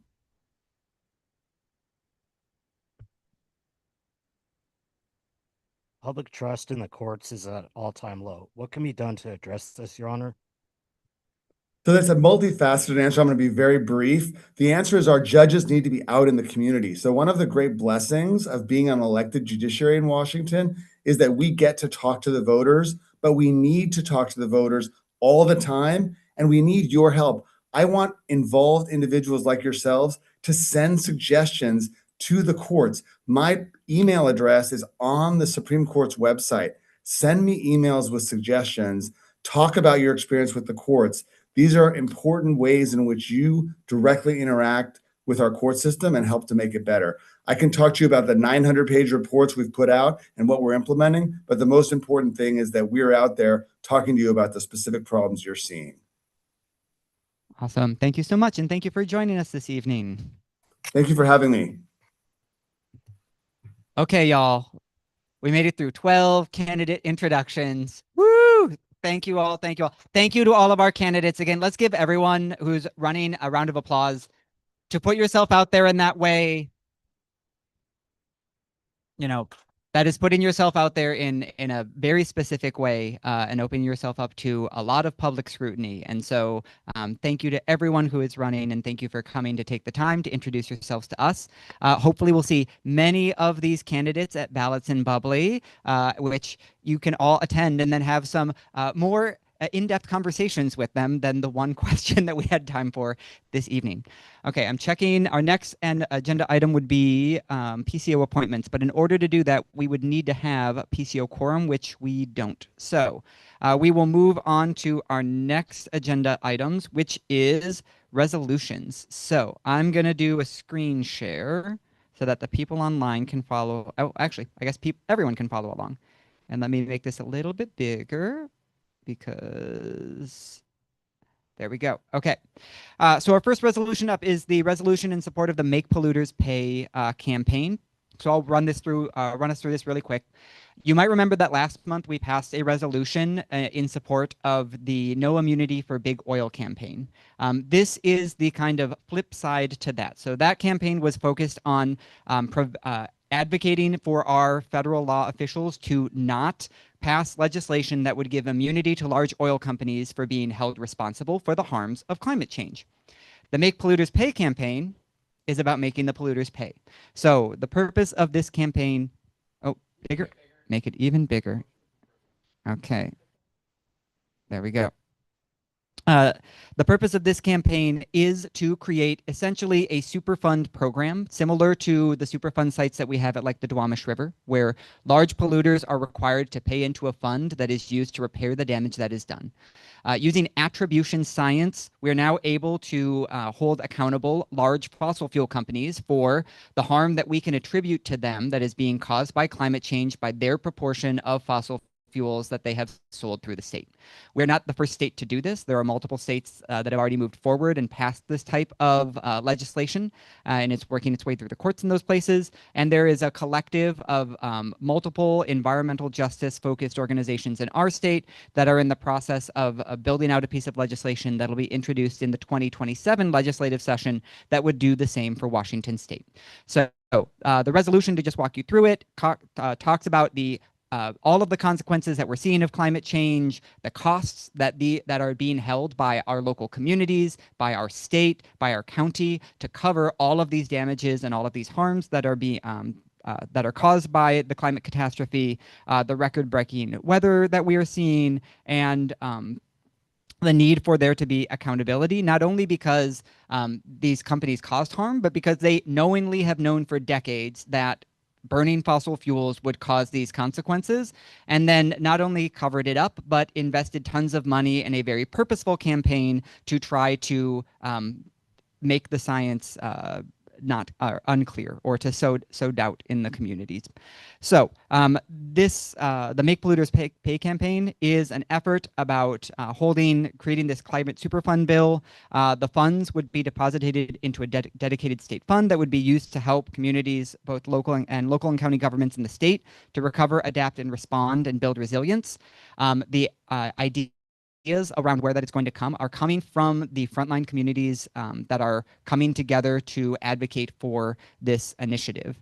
And you can see a whole list of different investment options here, including upgrades for low-income housing and schools to better withstand heat waves and extreme weather, measures to protect people from wildfires, such as hardening at-risk areas, road repairs and bridges. We've seen all of the damage that has come from these unprecedented floods and the amount of money that it takes to then repair the roads when those things happen. New York and Vermont have already passed laws around this, and we know that oil and gas companies are not only have spent trillions of dollars to push back on this, but they're right now advocating on the federal level for those protections.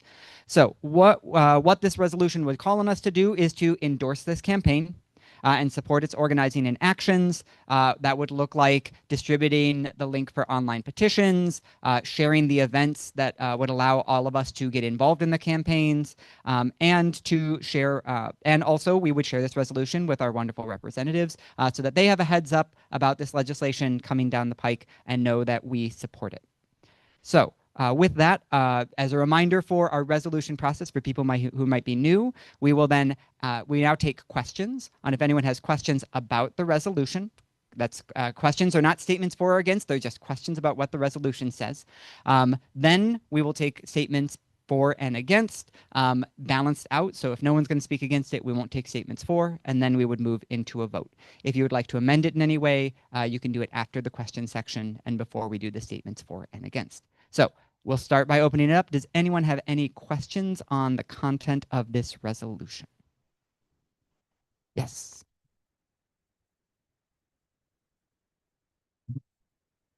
Are the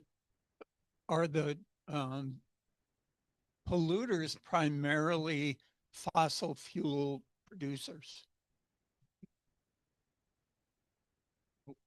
Yeah, great question. For this legislation, it is targeting the large fossil fuel producers that have a footprint in our state. One, because of the ability to link it through attribution science. Two, because of the culpability that they have from knowing these things and purposely covering it up. And if we're thinking like kind of up the chain, a lot of these consequences flow from their business practices into the other places. For example, we know that the biggest sector of climate production or climate greenhouse gas production in our state is transportation, and that is coming from the fuel that they're producing. Cool. Curtis.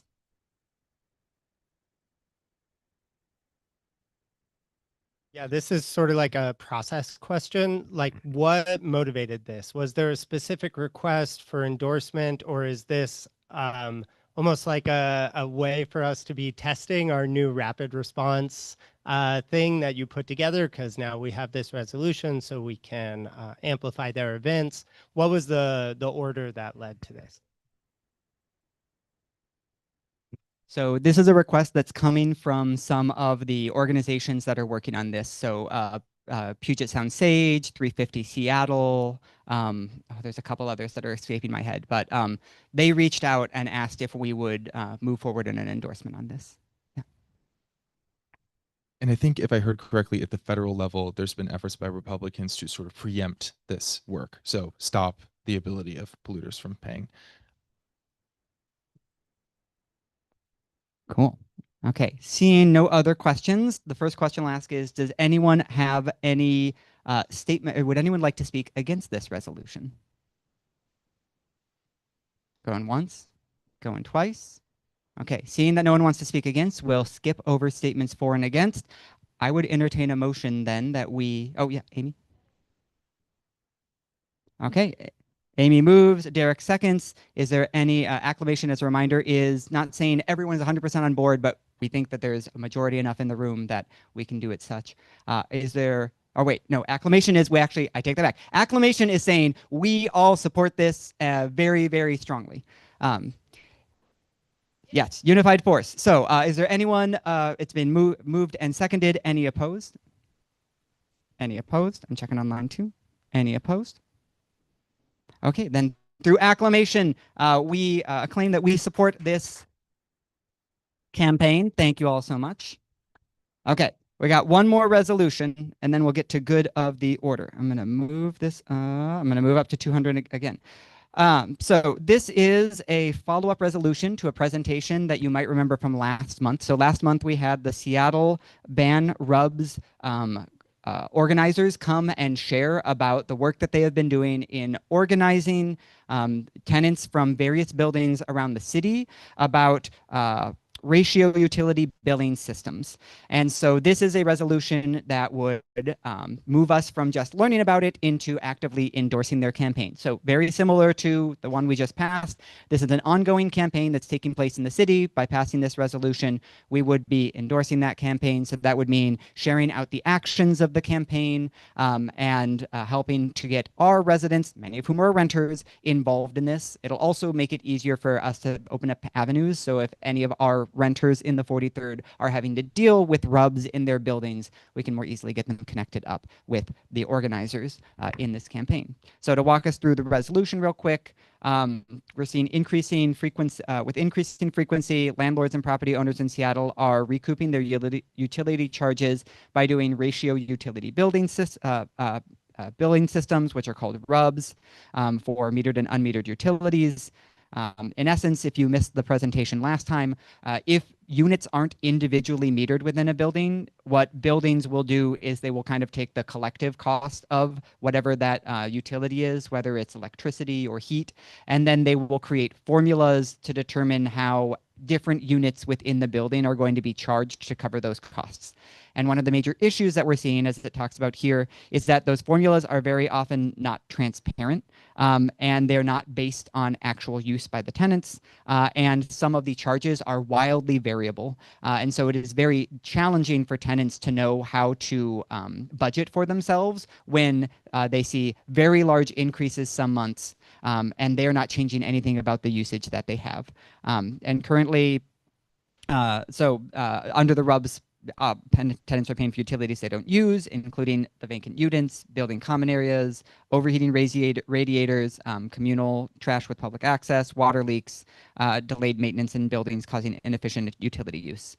And there is currently no cap on how much a landlord's utility charges can be passed on to the tenants, with some tenants in Seattle paying up to 4 times more in utility costs. And this is coming from the survey that the Seattle RUBS group put out to the tenants and brought back, and so they were sharing that with us to put into the resolution. We did pass HB 1271 in 2025 to limit rent increases, but RUBS are not up, our utility costs are not necessarily included in that. And so, and there has been findings that landlords in Seattle are deliberately violating the city code for third-party billing and not providing transparency about how these bills are calculated. And the city hearing examiner has no enforcement mechanism for going after that currently. And so we also, if you remember from last month, heard about one case where someone received a water shutoff notice because the landlord didn't pay their bill when they had paid their bill, and so they were having to pay these RUB costs, and then their water got shut off even though they had paid everything that they were supposed to pay. And so let's see, moving down into our therefore, it's supporting the coalition of tenants that have been organizing around RUBS, sharing ways to get involved in the campaign, calling on the city council and mayor office to support tenant-led ideas for these reforms and to advance legislation to ban RUBS and require that that all resident utility charges are not individually metered must be included in rental rates. So transparency around what they're going to be paying for the utility bills. And that we send this to the other Seattle LDs to encourage them to pass it. And then that my favorite one at the end always, which is that our secretary reports back on anything that we hear. I know that there is a amendment that that someone's got queued up, but before we get to that, I want to open it up for any questions that anyone has on this resolution. Yes.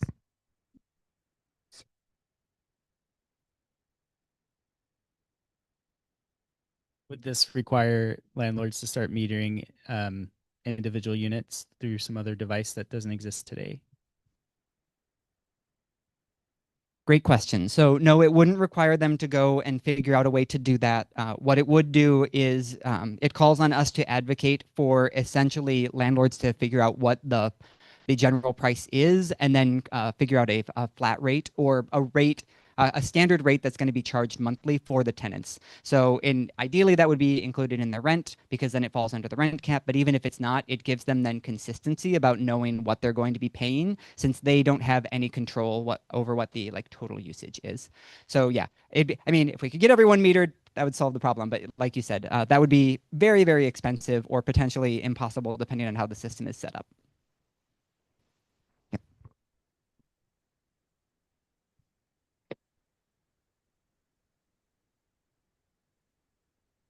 Hello. I know that they're called ban rubs, and that seemed very straightforward. But assuming, or in the event where state law or other things might preclude the city from banning rubs in its entirety without potential consequences, is the language written in a way that would support complete reform or other options apart from just a total ban? Yeah, excellent question. So yes, and one of the ways that we do that is because we're joining in on the campaign. As the campaign evolves, then our demands can evolve with the campaign. So as we expect, we might be advocating for things that we find out in the back, on the back end are not possible. And so then, which is why one of the lines specifically says it calls on, especially the city council, to work with the tenant, work with the organizers to figure out what is possible. And then we would, because we're supporters of the campaign, be adjusting our demands to match with where they're going. Cool. Okay. With that, I'm going to move it over because I know that we have a request for a minor change. So Frederic, I've got your amendment up here. So do you want to walk us through? I think first, actually, you need to make well, no, you can share it and then we can make a motion. Or actually, no, wait, make the motion first. I move to introduce an amendment to this resolution. Okay. Thank you, Frederic. So tell us a little bit about this amendment that I am sharing on the screen right now. Right. So before jumping to the actual change, I'll just share the context first. So in Europe, it's extremely common. It's actually by law. I think it's mandatory in many countries to have some kind of shared utility cost recovery. So when I first heard about RUBS, I was intrigued as to what was the problem. And then I watched the presentation last month and I realized, well, all the great tenant protections that we have in Europe are absent. And that's essentially the list of all the whereas in the resolution. Many countries in Europe set the formula for allocation themselves. They don't let the landlords just set the formula at their whim and change it all the time. Many countries in Europe require that utilities are bundled with rent as a flat fee, allowing for some annual reconciliation for the actual cost of utilities, really to the cent, what the landlord paid for utilities. And that means as a tenant, I got refunds in Europe because I overpaid for the utilities that were billed with my rent. Many countries in Europe exclude vacant units, common areas from the computation. And so my amendment is essentially making a couple of changes. And one is acknowledging these other systems that exist, not only in Europe, by the way. It's interesting that our candidate for county auditor talked about Minnesota, because in the US, Minnesota is one of the states that I think does it right in terms of doing this apportionment of utilities, but in a very tenant forward way. And so the first clause is essentially saying there are jurisdictions that restrict RUBS, but there are also others that allow for the recovery of utility costs only through a transparent and strictly regulated system. And the therefore essentially expands the solution. And I think that's a great follow-up to the question that was in the room, that essentially gives up another option in case RUBS couldn't be banned, or in case we actually thought it was more transparent, more fair to do some kind of allocation. Then it provides a set of guardrails that are very protective for tenants instead of committing right now to bundling the utilities with the rent. And yeah, so that's just an amendment on the solution, expanding to potential other solutions than bundling with rent. I think the problems and the rest of the resolutions are very clear. Awesome. Thank you, Frederic. Okay, we're going to do a little bit of Robert's Rules Jiu-Jitsu to get through this, so stay with me, everyone. First thing I need to ask is there anyone who has any questions on this amendment to the resolution? Okay. Oh, Jeff, you've got one. Oh, it says replace the 8th whereas clause with whereas many jurisdictions are providing stronger tenant consumer protections from utility billing with some restricting or prohibiting RUBs and many others, including most of Europe, allowing landlords to recover shared utility costs only through transparent and strictly regulated systems that require clear allocation rules, often set by statute, itemized billing, document access, flat monthly fee with annual reconciliation, exclusion of vacant units and common areas, and other tenant protections. And then it replaces the third, therefore be it resolved clause with be it therefore further resolved that the 43rd LD Democrats call on the City Council and the Mayor's Office to support tenant-led ideas for reform and replace the third-party billing ordinance 121320 with legislation that provides stronger tenant consumer protection, either by requiring that all residential utility charges that are not individually submetered must be included in the tenant's rental rates, or by strictly regulating shared utility cost recovery with statutory allocation rules, itemized billing, document fees, flat monthly fee, and annual reconciliation, and the exclusion of vacant units in common areas. Cool. Any other questions? Okay. Is there anyone who would like to speak against this amendment to the resolution? Going once? Going twice? Okay, seeing that, we'll skip over statements for and against. I would entertain a motion to approve this amendment to the resolution through unanimous consent. Moved by Bryce. Second. This is unanimous. You want acclamation? Okay, through acclamation. So moved. Curtis, you want a second? Second. Any opposed? Any opposed? Any opposed? Okay, now we get to go back to the resolution itself. We have amended it with this amendment. So now, is there anyone who would like to speak against this resolution as amended? Seeing none, we'll skip over statements so that we can move. I would entertain a motion that we approve this amended resolution through acclamation. Okay, moved by Raphael, seconded by David. Any opposed? Any opposed? Any opposed? Then through acclamation, we approve this resolution. Thank you all for walking through that process. Okay. With that, we've got some real quick committee reports. So I'm going to hand it off to all of our wonderful executive committee members who have any announcements to make. Y'all can come up here because I'm trapped behind a table. Hello, everybody. I'm Jeff. I'm the chair of the Mutual Aid Committee. Just want to point out, as you head out, there's a little table there with a QR code. The Mutual Aid Committee now has a direct donation QR link. We had to decrease our mutual aid committee funds this last budget cycle, just because that's how it goes sometimes. So we're trying to replenish them. You can also see a paper that shows where all of the money is going to. There's a whole bunch of great mutual aid organizations doing good work in the 43rd. We have relations with most of them and try to support their work. You'll also find information about a campaign that we're helping to run with the Services Not Sweeps Coalition to try to divest from sweeps and invest money in supportive services akin to the resolution we passed last time. Yeah, and if you want more information about that, come find me. Hi, everyone. Oh, yeah, applause, applause. Okay, I know it's late. We're at time. I'll be under 60 seconds. I'm one of your King County Democrat reps. In the last meeting, we had King County Director of Elections, Julie Wise, come and talk to us about what they're doing in order to prepare King County elections for the potential attack that's moving through the Supreme Court on vote by mail. The recommendations are vote by ballot box, vote early, and as you're having conversations in your community with people who may be like, is this vote by mail thing like really safe? Like, is it actually, like, is it good?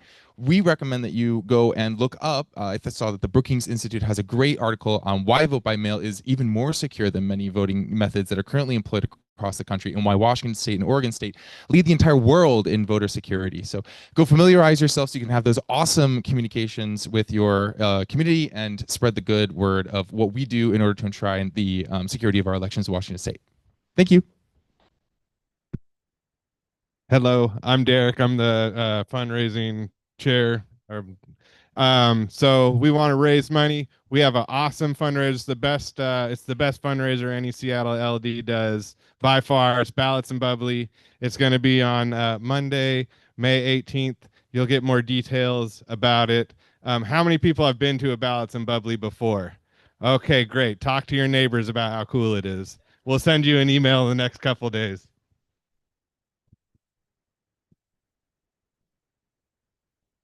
Hi, my name's David. I'm the PCO chair. I mostly want to take this chance to plug filing to become a PCO. If you are a PCO and you want to keep being one, or you've heard about, how about this? Being a PCO is great. It's how the LD acts on its priorities and reaches out to the community. You get to contact your neighbors and tell them all about our great endorsed candidates. The filing window is May 4th through 8th if you're interested. So we have an interest form in the Zoom chat because you can't actually file yet. You have to wait until May 4th. So this is giving us your email address and or phone number to be reminded to file to become a PCO. That's my spiel. Hi, everyone. I'm Nathan, the membership chair of the 43rd. I'm here to plug our, help build ties with your fellow Democrats. We're participating in a trivia at Georgia and the Dragon pub in Fremont, which will be fun. So join us. It's from 6:30 to 7:30 this Thursday, April 20th. Sorry, not the 20th. Wait, April 16th. Sorry, I got my weeks mixed up. And the first membership committee meeting is going to be Monday the 20th at 6:30. So if you want to help me build stronger connections with our fellow Democrats, send me an email and membership at 43rddemocrats.org. Thanks. Hi, all. I'm the communications committee chair, also named Hannah. I'm here with my communications committee chair hat on. I am really excited to share that our committee is going to be meeting for the first time towards the end of this month. So if you've expressed interest in being a part of the communications committee, you'll be hearing from me pretty soon. And we are going to be embarking on a project, an art competition, to bring members of artists in our community into engagement with the 43rd Dems, specifically by asking folks to contribute, to submit an artist's rendition of a 43rd district map, something that we want to use as a way to both, with the creativity and the vibrance that is so distinctive in our community, but also as a chance to do some civic engagement about what the 43rd district means and what those lines are and what neighborhoods make up that district. This is going to be something that we will be promoting really broadly, and then having artists submit their map, their take on the 43rd district, and then all of us will be voting on the one that we will then use to make a bunch of swag or merch for the district, for the 43rd Dems, I mean. So keep an eye out for that, because for any artists in your life, I would really love for you to put this in front of them and encourage them to submit a map. And we'll then get to participate in choosing the one that represents all of us on hopefully cool sweatshirts and stickers and things that we can wear. So again, keep an eye out for an email from me if you have expressed interest in being on the comms committee. Awesome. Thank you so much. Also, just want to give, can we all give a shout out to Liam, our tech chair, for helping get everything set up for our hybrid. Thank you, Liam. Hopefully, Mike, and Micah, one of our volunteers, for doing all of these amazing cameras so that we can actually see online, people online can see what's happening. And thank you to, I know our meeting and events committee gave some feedback. And so we did things like fix the mic so that it doesn't sound weird online and have some new cameras. And so thank you all for everyone for giving your feedback so that we can improve upon these. You'll be getting a survey soon from me about how these hybrid meetings are working. We wanted to try, 2 of them in this space to see how they're going. We're going to ask feedback from all of you. We like to continue to use this space? Is this not working for us?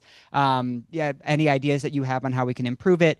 We've been really enjoying getting to have more hybrid opportunities together, and so we'll continue to do them for the meetings that make sense. Our next hybrid meeting will likely be in July, but you'll get a survey from me in the next week or 2. So please fill that out so that we can then make sure that we are meeting as many people's needs as possible and creating as inclusive a space as possible, because that's what it takes to build community. With that, I think I will call, we're at 9:10. So we will call the meeting to a close. Knock, knock. Thank you all again so much for coming. Thanks for making time. Yes, if you all could help by just stacking the chairs, don't go more than like 5 high.